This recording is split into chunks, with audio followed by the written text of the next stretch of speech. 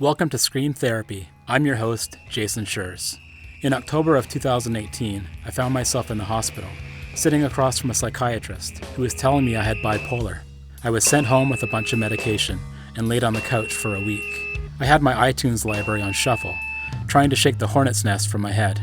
Ever since I was a kid, I've been using loud music as a form of therapy. Punk rock and mental health have always been connected. This podcast looks at that connection through the lens of different guests. This is Scream Therapy. You drove me all the way up here, 'cause you could tell that I was a mess. I wasn't gonna make it to dinner, I shouldn't be calling again. You drove me all the way back.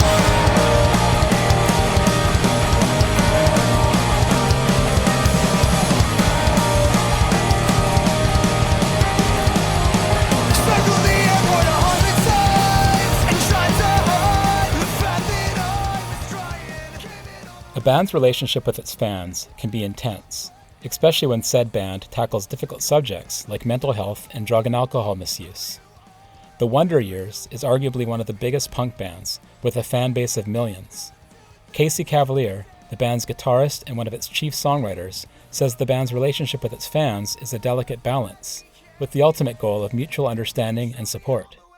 While the Wonder Years wants to connect with its listeners in the deepest way possible, its members also need to take care of themselves.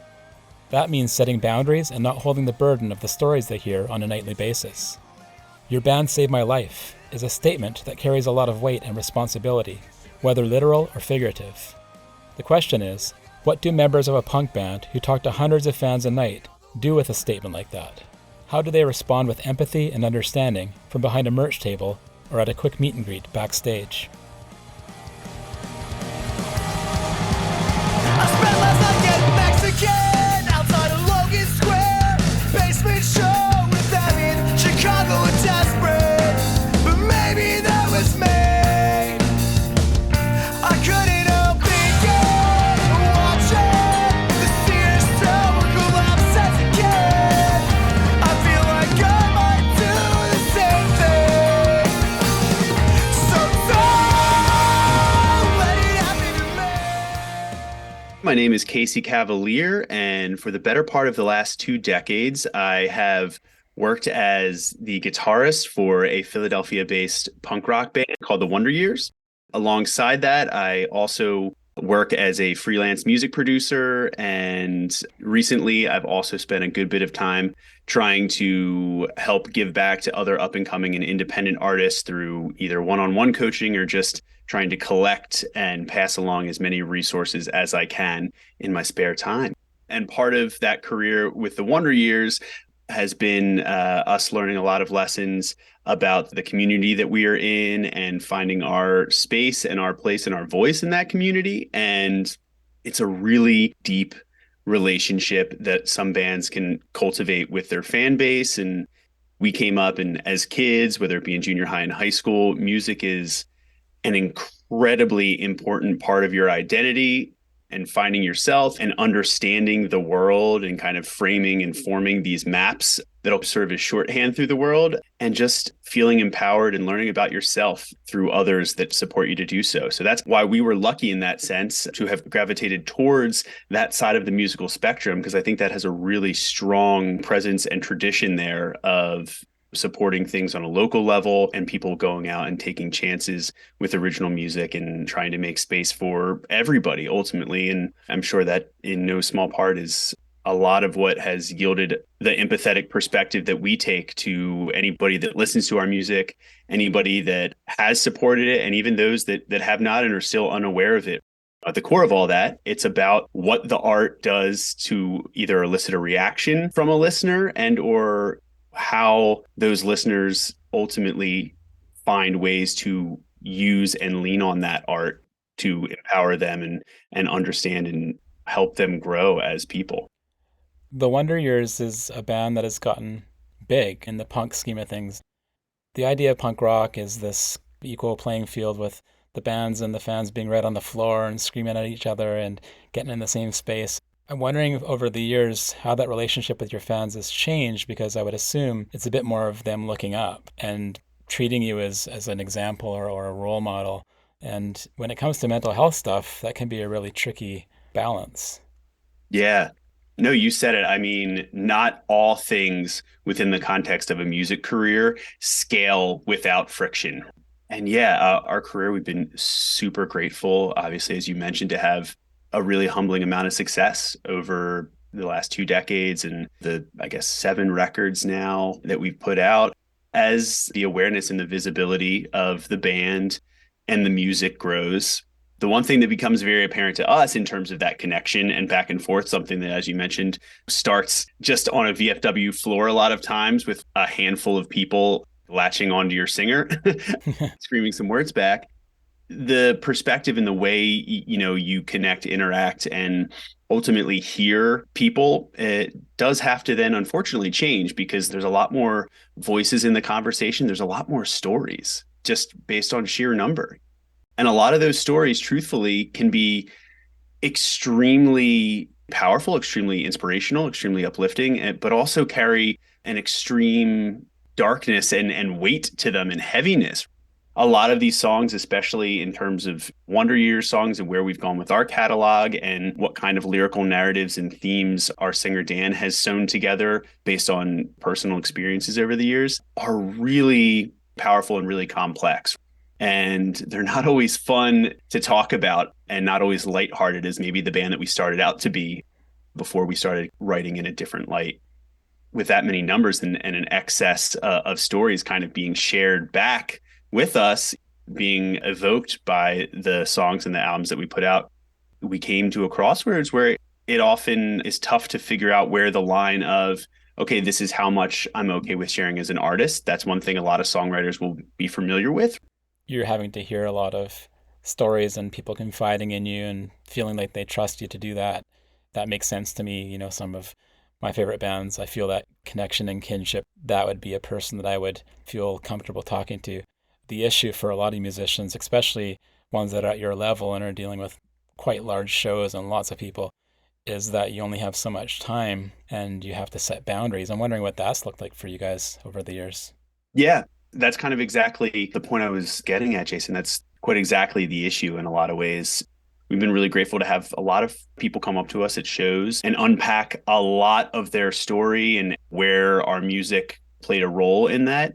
And that's incredible to hear. But I think what sometimes gets missed is the perspective that that might be one story and a very powerful telling of that story in 30 seconds. But if you multiply that by 1,000, that is a lot of extremely traumatic emotional weight for any human to download, even a clinical therapist. And we are far from having a background in clinical therapy. And when someone is sharing something, especially something so personal and so profound like that, the feeling initially is, well, they're looking for advice. What inspirational cool quote can I pull up here to like supercharge them or reassure them or give them something else to try? And I think initially it was a little bit more conversative of understanding, and we've always been made up of extremely empathetic individuals. We've always led with the heart in a conversation like that. And over the years, what we've learned is, and this is maybe a really fitting lesson just in general as well in relationships, people aren't always looking for advice. Sometimes it's just more about them being able to say it out loud. And they're not necessarily looking for you to provide some feedback or some sort of advice. And so that's a really important thing that we've tried to remember and had to remind ourselves. But additionally, we've learned and grappled with over the years and our feelings of guilt towards not being able to take on that much. And how do you filter that?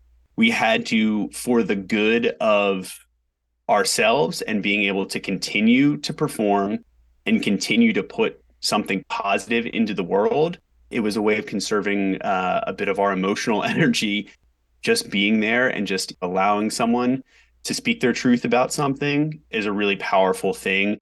If you're standing behind a merch table and people are telling you these things, do you have a stock answer at that point, or you just, sounds awful, but how do you process those requests? Yeah, it gets harder and harder, right? And so we've had to manage that. But also, it does change the dynamic where we really want to go out, put on a show, perform the songs that mean something to you, and celebrate that together. We're human too, right? And someone downloading a really unbelievably traumatic story right before you have to go on and perform and be in a headspace can be really, really jarring and really tough, especially when you multiply it by like 20, 30, 40 shows in a row. We took that into account and had to make some calculated decisions about how we wanted to move forward through that. And ultimately, I don't think there is a stock answer, like I said, other than thank you for telling me that. The strength of you just being able to pour that out is incredible, and usually does boil down to some degree of I can't believe it, but that is incredible, and I'm so thankful that anything I've done has had that impact in a positive way in your life. That's really all we can say a lot of times. What do you think it is about your music and your songs that garners these kinds of responses, these kinds of inspirational feelings that these people have that are listening to your music? I think it's an honesty. There's a lyrical honesty with everything Dan says and the way he tries to say it that I think sometimes is so specific down to actual names that are real people, that we know in our lives, but also somebody else might know a Justin or a Nick or a Richie. So I think there's something about that anybody that's listening to it knows that they're not being sold a story, knows that it's a little bit more than that. For that reason, it gives people access points to start to put that over the frame of how they see their lives and that lens. And I think you start being able to draw some parallels pretty quickly, at least from what we've been told. As a songwriter and a guitar player, I'm always focused on supporting the story of a song with an emotional arc and using the tools there to kind of paint these stories in a really, really unforgettable way, using dynamics, using tension, release, and arranging these stories in ways that support the songs and the lyrics and the ideas that they're touching on in a really symbiotic way. I would hope it's a combination of those because those are what we try to do anyway. But at the end of the day, it's I think the most specific things are usually the most universally relatable in their own way. So that has been a lot of our focus and ends up being very true, not just in terms of the creation of art, but in also the digestion of art and then even the business of trying to build a career and a livelihood out of creating good art. And I think that probably has something to do with it, right? Where it's like when we're singing these songs, we're singing them with a specific individual in mind, or in some cases, it is very much first person experience for Dan or a friend of all of ours, in whatever case. And those are stories that end up being really familiar to a lot of people, especially when you touch on topics of, again, like the show, like mental health issues, whether it's depression or substance abuse issues that are running rampant in this country, but all over the world, and how they're dealt with or not dealt with properly. And I think we're talking about things that are big enough that everybody can start to feel them, but we're talking about them in a way that feels like it's right there for a person when listening. So it can be very overwhelming for sure.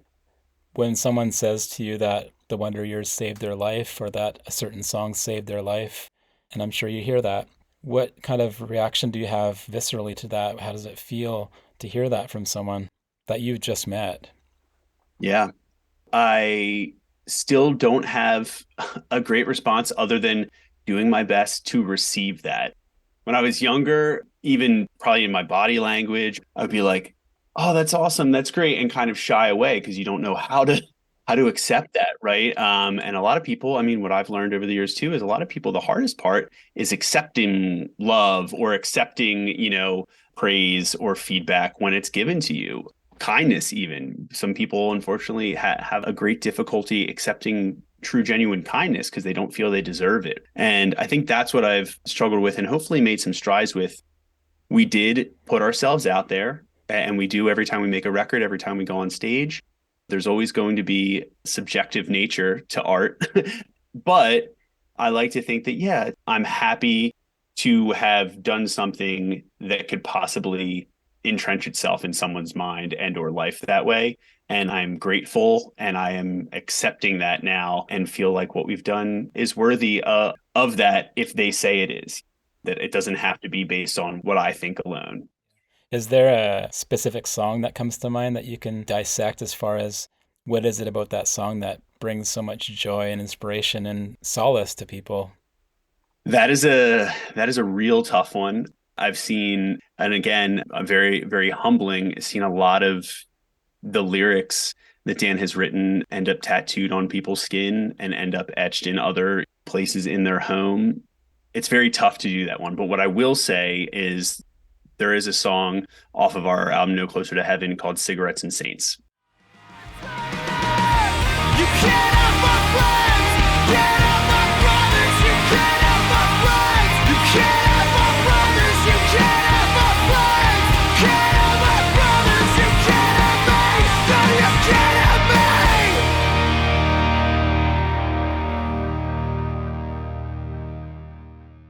I mentioned before about some of the subject matter really hitting very close to home, even though we're speaking about from a specific position in our lives. It resonates universally, and especially with the opioid crisis and addiction, that hit very close to us with a very close friend of ours from high school who passed away due to an overdose.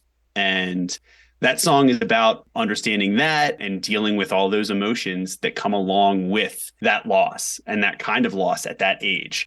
And that is one that night after night, you feel it in the crowd, whether it's seeing people openly weeping and knowing it's not just what we're putting out there, it's the memory of that person that they've lost that is with them there in the room as well. I don't think I'll ever really know how to process that or deal with it, but I think it's a catharsis. My hope is that just like we, after playing that song each night, have a moment where we reflect. And I think every one of my bandmates remembers our friend that we speak about and for which the song was written, and all of those other ones and stories of friends and family members that have been lost. And it's a moment of reflection for all those people. And I hope that they walk out of that show feeling at least a little bit lighter, or in a positive way, feeling empowered about those feelings and the memory of those people that they lost. And it is a very communal, cathartic ending to that song as well. And we did try to do our best to curate an experience with the song. And that one, when we play it, it's very dynamic. So it's the softest start of a song, and it's the loudest ending of a song, probably across almost our entire catalog. And the reaction is, you can see it and you can feel it in every venue. So that would probably be one that always sticks out. So it is heavy to be in a band and deal with all these interactions and to find the negative in it, but also to find the positive and the hope. Helplessness and the hopefulness, I guess, are the two sides.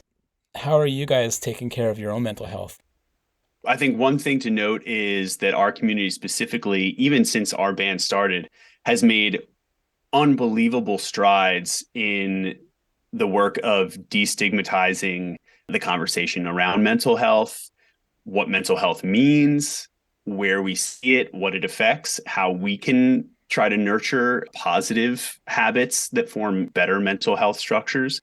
So I'm happy to get a really up close look at seeing the bands and friends and allies that have been doing that work. And that work takes a lot of different shapes.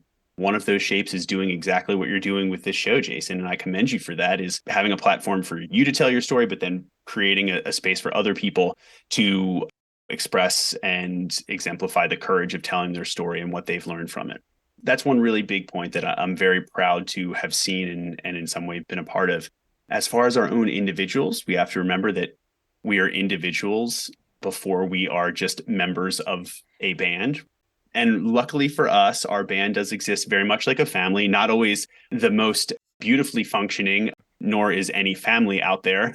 It is a dynamic that I think that's the only way you really could describe it, as its own different family. But I do think that part of the reason why it has been the same original lineup and original members for almost 2 decades now is because we have grown and evolved personally, as well as professionally, and as well as a group, and understood when other people needed to take a step back in the band, or understood how we could step up if somebody else in the band needed us to.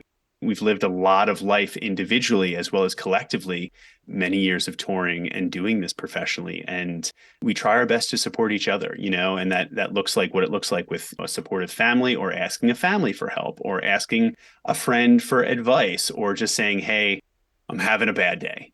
Putting it out there and knowing that you're not going to be judged for it, and knowing that, okay, great, that person might be able to even if they can't do anything to turn it around for you right now, that person will know that and be there, and just have knowing that a friend knows that can sometimes help. It lets us know that even though we're all crammed into one vehicle, it can feel very lonely sometimes when you're distanced from the rest of your world, and letting each other know that in certain subtle ways really helps us get through. Punk rock is a genre that's always been, I don't want to call it a genre, it's really a way of life. Punk rock has always been a place where folks have felt comfortable talking about these issues, even way back to the early punk bands. And I'm thinking of some of the earlier photos of the Wonder Years, like you said, at the VFW halls, and just being so excited and stoked and catharsis and dealing with a lot of heavy, heavy stuff, but doing it in a way that brings so much excitement and positivity and joy into people's lives. Why do you think the punk scene has that dichotomy where you go there to get out your stuff, but then you're coming out of it with just this stoked, excited feeling? I think it's the energy that's in it. In the origins of punk, it was quite literally the speed, the tempo, the rigidness of it that drove a certain physical outpouring. And there still is that to a certain degree, whether it's jumping up and down together, crowd surfing, or for my ska fans out there, skanking in a circle pit in the middle of 110-degree Warp Tour, right?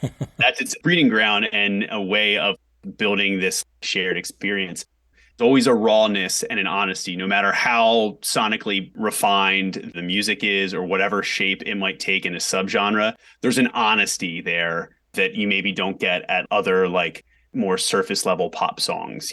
There's a counter movement to some of those surface level things, and saying, hey, the way you really get through to someone, or the way you really put a message out there and get someone to feel it, is by being as hyper honest, transparent, and raw as you can. And so I think that's probably a lot of its power. That takes different forms, and there's different tool sets now too. There are online creators that are kind of, what I would argue, in a way, living their own punk rock values and ethos, and they've never picked up a guitar, doing it their way and unabashedly so, and in a counterculture way. There's a punk rock spirit in a lot of different places, not just punk rock music. I'm racking my brain here trying to figure out if I can think of a pop song that's about mental health, an actual big mainstream pop song. Not now, because now there are, but back then. Right, right. And you think about early punk bands, and pretty much all of them are talking about mental health issues, or either addiction or relationship, broken homes, all that kind of stuff. It was like a little haven that people could go to because they had nowhere else to go. Yeah.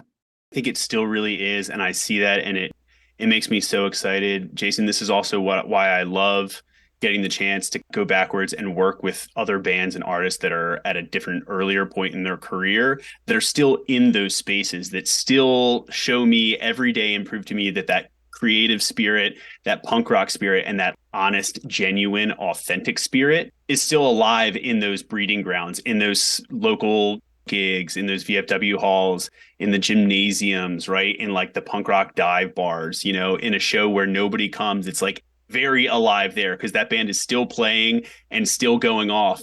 I love that. And I think it keeps me young, but it also keeps me excited for the future. And you mentioned, we will kind of circle it all back into this.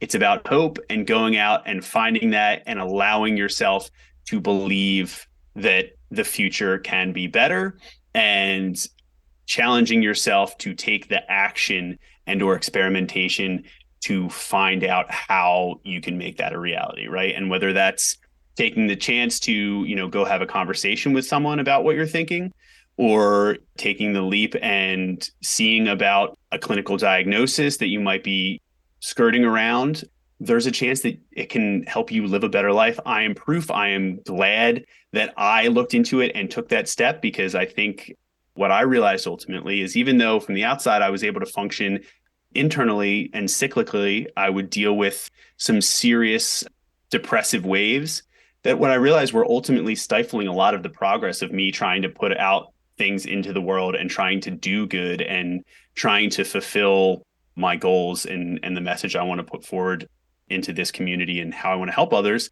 And so I had to fix myself. The engine was a little broken and was stalling. It was slipping out of gear sometimes. And I'm much better for it. And since I took the initiative and went that route, not that this is going to be the case for everybody, of course, but you'll never know if you never take the chance, and never buy into the hope. And that's what I chose to do, and what I hope anybody else, whether they're listening to Wonder Years songs or not, have the chance to do.